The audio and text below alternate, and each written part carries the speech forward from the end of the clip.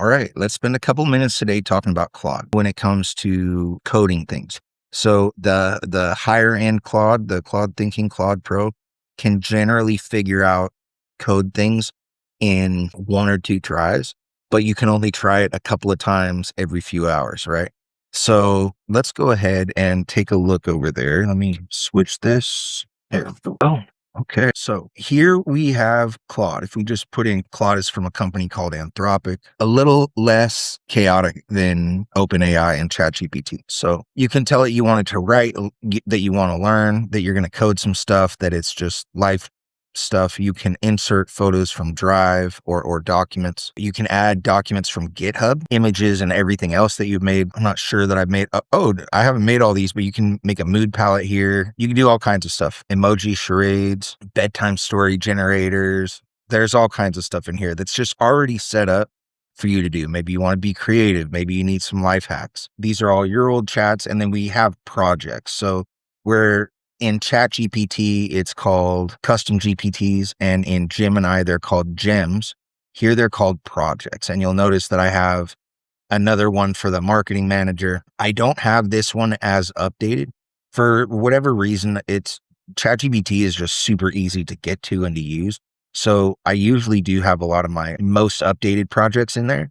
And then this is for more like nuanced kind of stuff. Ultimately, I hook whenever I'm doing a lot of this stuff, especially when I'm using a lot of like writing, like using AI for blog writing or anything like that, messages. I usually have it hooked up to N8N, which we'll get into in a little bit. And then the N8N handles the workflow and can connect to each LLM and cannot connect to one of these projects. So whatever you put in one of these projects, you have to code into that LLM later. And so it's not as great you can put a knowledge base in there and you can have it answer off of a knowledge base.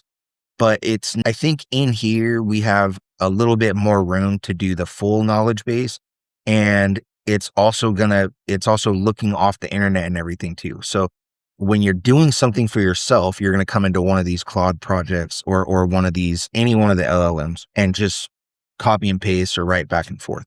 If you're setting up a project, for instance, where this thing is going to write blogs for you, reply to emails for you, make social posts for you, you're probably going to want to hook it up through another system. And that means that you're going to have to do some trial and error to get your prompts right to go through that system. The benefit there is that then you can also choose to use something like DeepSeek, which is just like pennies on the dollar for cost effectiveness. And then let's actually go ahead and open Perplexity again and say compare and contrast. I'm going to cancel all that. So let's copy. And I'm sure there's other stuff out now. These were the same big players a year ago, and there's been 20 updates since then. So there's new ones coming out all the time. There's stuff that's getting old. If you heard some stuff about ChatGPT a year ago, that information is out. There's new information in. So what we're going to do here is just tell Perplexity to compare and contrast the pricing of Claude, ChatGPT, Gemini, and DeepSeek. And generally, they're all going to be $20 a month as far as the website version. And then the API is going to charge per token. So for every keystroke, that's a token. And then it's going to charge you by millions of tokens. So for instance, let's see, these are subscriptions, API rates. So Claude Anthropic for the latest model is $5 for 1 million input tokens and $25 for 1 million output tokens. So if you want 1 million character blog written, that's fine. It's going to cost you $25. If you want to put 1 million characters of your book in for it to process, that's going to cost you $5. So if you have a book that is, 5 million words, that's going to be $25 to put the whole thing in. And then whether or not it can review that all at once, I'm not exactly sure. But they all have a little bit different pricing. If I remember, I will connect this output into the video details. So Claude, and we're just going to look at the big ones, right? Like obviously you can save money. We want to look at worst case scenario. So Opus 4.5 is 5 and 25, whereas ChatGPT 5, the newest one, is $1.25 in and $10 out. So less than half the price. GPT 4.0 is a little bit more than half the price, but there's also mini variants and those are cheaper, right? So maybe 15 cents to 60 cents. So if you find an engine that works well for you, why would you pay $1.25 when you can pay 15 cents, right? Why would you pay $25 when you can pay 10? Why would you pay 10 if you can pay 60 cents? Gemini is the same situation.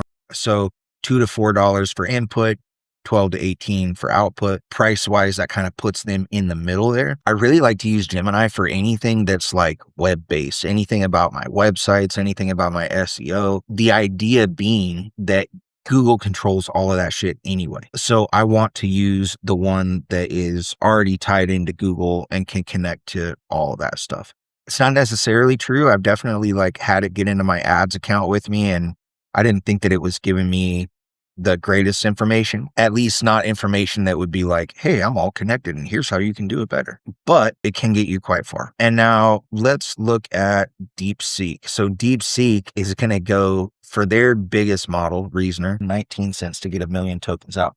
So even if you need reasoning, generally what I like is that, oh, and it's a free chat. So, maybe you don't like Chinese websites or whatever.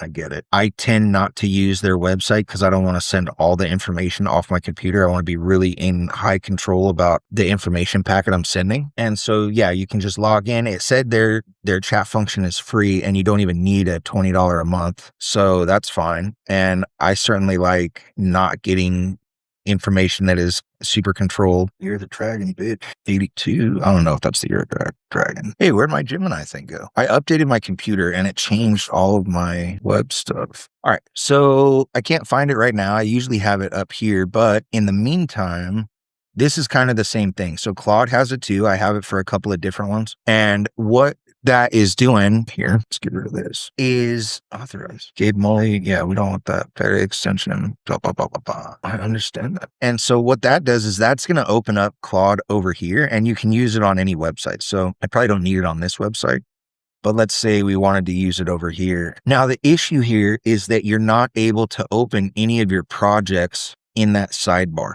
That's a bummer. Hopefully one day that will be a thing where you can add your project to a sidebar. But these projects work the same way wherein you can add all of your info in your project files. This is 69 lines. It's not even that much of anything. The marketing manager GPT that we went through before, look, I don't even have any of the files in here, but we could get that so I can show you guys. So let's go to ChatGPT and we're going to go to marketing managed. We want to edit this GPT and we're just going to take all of these. Well, I'll wait for a second. Color Theory 101. This has some great info in it. And I was working on another class, so that's cool. I'm going to do a mini course on Propaganda by Edward Bernays. This is Sigmund Freud's nephew, I believe. And he is the reason why we eat bacon and wine and smoke cigarettes. So fuck the patriarchy unless you're Edward Bernays, and then just make people do what you want or make people do what other people pay you to make them do. Elements of typographic style. There's so many cool books in here. I can only have this much. I'm maxed out on material that I can have in here. I have deep dives on Andromeda. So if you're advertising on Facebook, you can use this. A couple of Perplexity articles on Meta, how to structure campaigns. I want to download this. Yeah, so here we go. I don't know why this isn't straight downloading like the other ones. Cool. And then our 2026 deep dive into best practices. I need to know the best practices for a solo artist on TikTok. This is going to spit out an article. We are going to kind of browse that article. At the end, it's going to give us 4 questions to continue on. And then we're going to check a question to continue on and go from there. I'll be right back. Okay. So, all right. So now we have this back. Content strategy as a solo artist. So I'm going to have to come back and read all this. This is pretty long. Let's get to the end here. I think this is actually good. So let's just go ahead and copy it. We're going to come over here to Google Drive. We'll do a new Google Doc. We're just going to paste this in here. We're going to click up here. We want 2026 TikTok recommendations, and then we're going to download this file. I don't think I have to download this file, but everything else over here is downloaded. So we're just going to go with that. So we're now back in Claude. So we go to the marketing manager, and then we have this section where we can put files, and we can say it creates educational content. No. So let's go ahead and just add some files. We're going to upload from the device. And basically, since I know that I didn't do anything else like this today, we're just going to take this entire load of documents and put them in here. And then it'll show us how much percentage of our memory for this project we have used. 9 times out of 10, there is more than enough space to add more. Keep going. We'll just give that just a second. And while we're doing that, we're going to come back over here to ChatGPT to marketing manage and say, we're going to copy these instructions. And I think actually, you know what? We're going to just stick with these instructions for right now. So we're going to come back over here and we're going to say instructions. We're going to add instructions and we're just going to paste what we already have.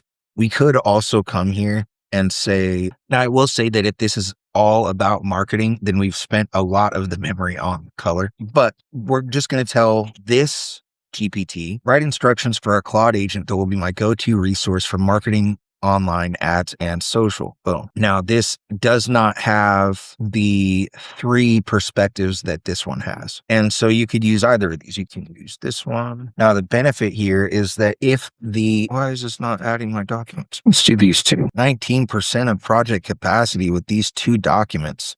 Maybe that's what happened. Okay. So we definitely need everything about Meta, Ad Manager, Google Ads, SaaS funnel strategy. That's more than I thought of the project capacity. So let's upload from the device. Andromeda. There we go. Now we have all of these other documents that I added in. So that's cool. So it's currently indexing them. We've only used 20% of what we're able to use. So if we have more information on Meta or GHL ads or Google Ads, the Ad Manager, anything like that, you can add all of that here.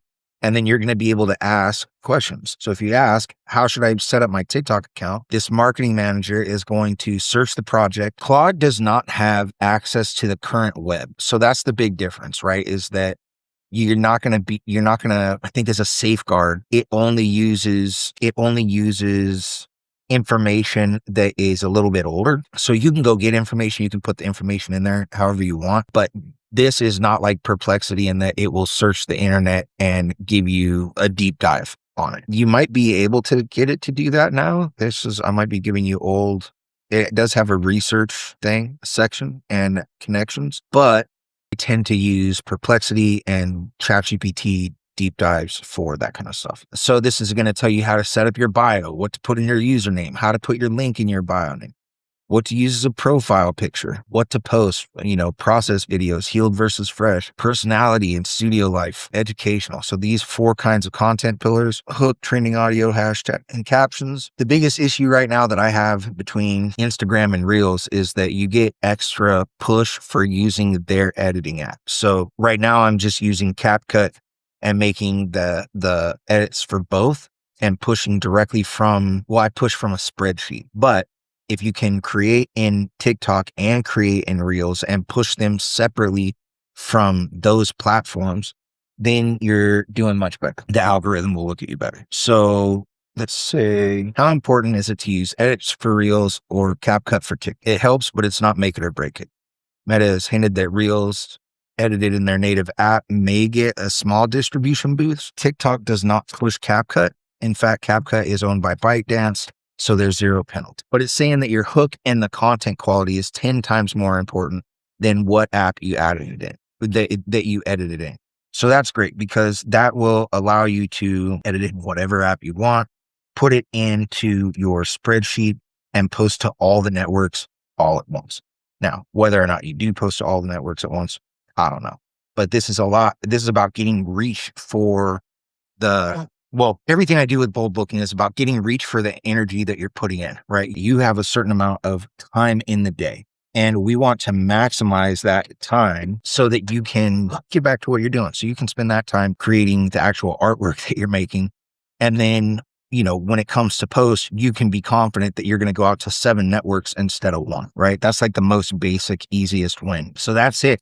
That's how we set up a Claude project. You can get notified when it responds. You can choose all of your different modes here.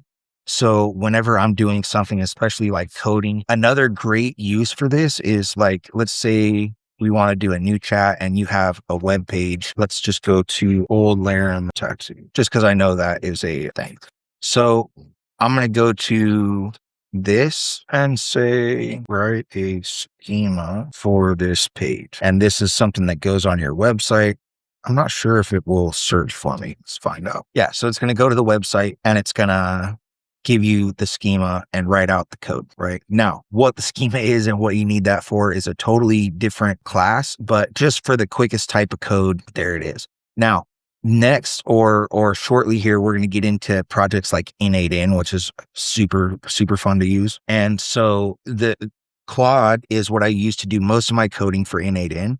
And I built an N8N helper just for that. So what I would recommend is, I'm not sure if I can download all of these. The ones that are in GitHub, I might be able to link to, but I've taken all of these documents and I've put them in, and I've still only used 4% of my project capacity. And this will tell N8N, this will tell Claude how N8N works. So when I go to N8N, which packages and triggers multiple workflows, so let's go ahead and take a look at that. If I wanted to have a blog post here, I need information from my Go High Level account. I need to send it to Claude so that I can get an article off of this Perplexity article. I want an article that's written more the way that I would write an article. Then we're going to create the metadata. We're going to create a prompt for an image.